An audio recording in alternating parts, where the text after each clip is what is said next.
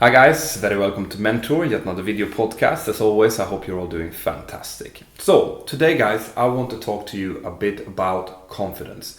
How to force yourself into believing in yourself and how to get that illustrious first job, right? What your attitude should be, how you should approach it, and what you should and should not think about, all right?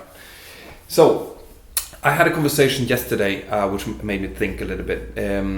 I was messaging one of my followers on Twitter, and it was a young man who told me that he had very low self-confidence because of his upbringing. He had a very tough childhood, and that had left him with a very low self-confidence. And he wasn't sure if he was going to be able to reach for that first job or to reach for becoming a pilot in the first case. And that got me thinking a little bit about how you guys should be approaching this, all right? The first thing I want to say is that you are the masters of your own destiny, all right? You guys are going to be the ones who decide whether or not you're successful in this industry or in whatever job or whatever thing that you partake in, all right? It's going to be up to you. When it comes to becoming a pilot, of course, you have to be able to get a Class 1 medical. So there are some certain physical things that might put an obstacle in your way that cannot be superseded, all right?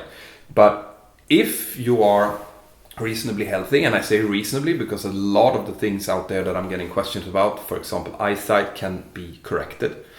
We can use glasses as pilots, and you can also now do laser surgery to sort out some of the problems you might have with your vision. So most of the time, vision is not going to be a huge problem, but there are some other obstacles out there that might put a stop to the dream.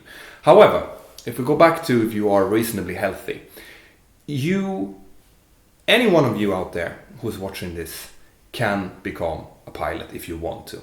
Okay, it's going to take a lot of work, and it's going to take a lot of determination, and it might take quite a bit of time, but you can achieve anything if you want to. The only ones that can put obstacles too big in front of you are yourself, all right? If you believe that something is a huge problem, then it becomes a huge problem. If you believe that that problem can be fixed, it's likely that it can be fixed, all right?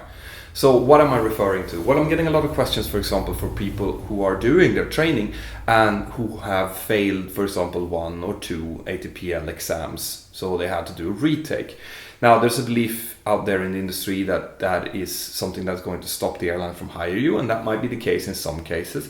But my experience when it comes to this is that that only puts up an obstacle in one way, all right? And it's also dependent on whether or not or how much the airlines needs people. So it's not going to be something, first of all, you cannot do anything about it, all right? And the things that you cannot do anything about, you should leave behind you and you should face forward.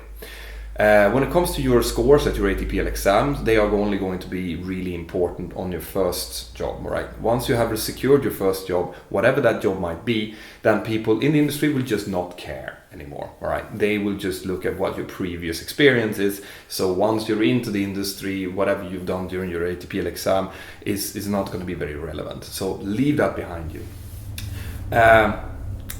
When you look at things like that, you have to look at ways to solve it. All right, so this has happened. This is now my reality. What can I do? Well, you can do exactly the same as you would have when you got out. You can apply to schools, you can go for interviews, you can try to find yourself a job at a smaller airline, maybe flying taxi flights with a Piper 31 or with a Seneca, gain yourself experience, and then you can search on that, right? So you are the one who's going to have to do the legwork, okay?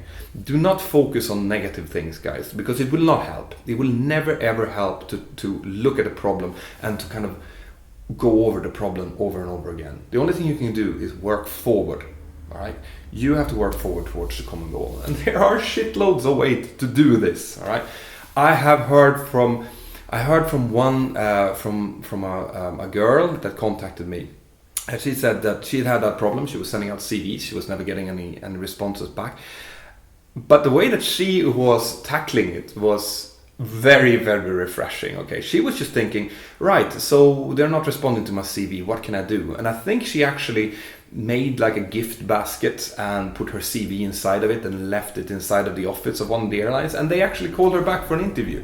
You know, things like that shows me that a person like that, she will never ever face any problems. Okay, she's gonna have to, just like all of you, struggle to find that first job, but once she's in, and it's just gonna keep working, and she will get that first job. I can guarantee it.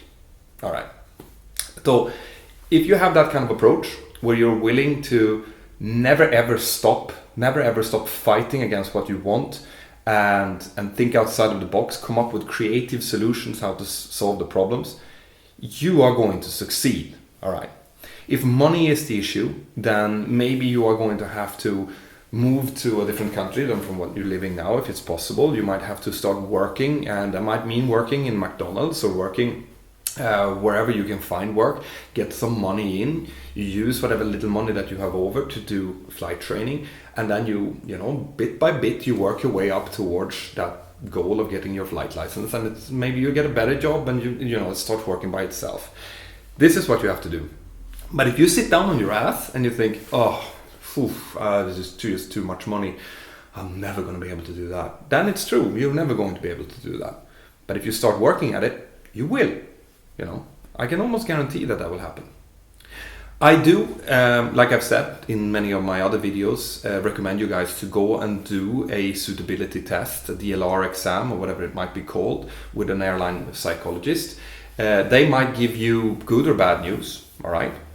If they're bad news, I would like you to get some feedback from them, ask what is the problem, and then you start working on those issues, because it's not a death sentence. Okay. If there is something that you are not good enough at, then you shouldn't start your training at that point, but you can start working on that part of your personality. There are loads of ways that you can improve yourself. Okay. And then once you have worked on it hard, you go back, you do the DLR exam again, or the suitability test again. And maybe the next time they will say, good, you know, this looks good, you should be able to do this, and you can go ahead with your training. But the thing is, you have to deal with it, all right? You have to take the problem by the horn, and you have to get it done, okay? If you sit down and you think this is never going to work, you know, I'm not going to find any way to, then it will not work. So you have to do the legwork here, guys. And this is my main point with this video, is that you should believe in yourself. Once you start believing in yourself, you'll be able to find ways around whatever problems that you have. And no matter what your background is, you will be able to find in yourself the strength needed to conquer any kind of problem that comes in your way. And I'm absolutely sure that you can. I was terrible at math when I was young. When I found out that I really wanted to become a pilot, that was one of the main focuses that I had. I have to study this. And I had to work a lot harder than a lot of the people in my own class in order to get up to the level where I thought it was good, and to get above that level. And I did. You know, it took a lot of work. It took a lot of nights of studying. It took a lot of exams that weren't so great until I got into better exams, and finally very good exams, all right? But what I want to get to is that I could have sat down and said, well, I'm not good at math, so I'll not be able to do this. But I didn't. I kept working, and that's what you are going to have to do as well. So bring this with you, guys. I hope this helps. Feel free to come in with questions as always. Post them below, or send them in via my Twitter feed or my Facebook page.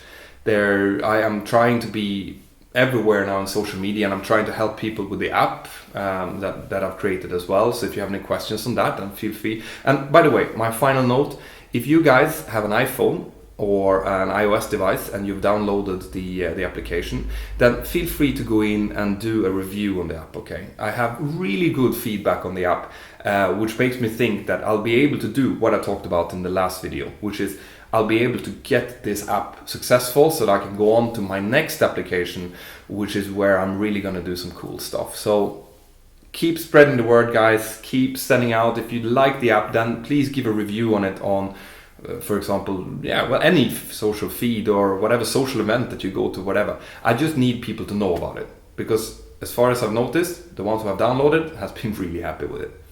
But that's it, guys. As always, I'm hoping that you have a fantastic day, and I'll see you next time.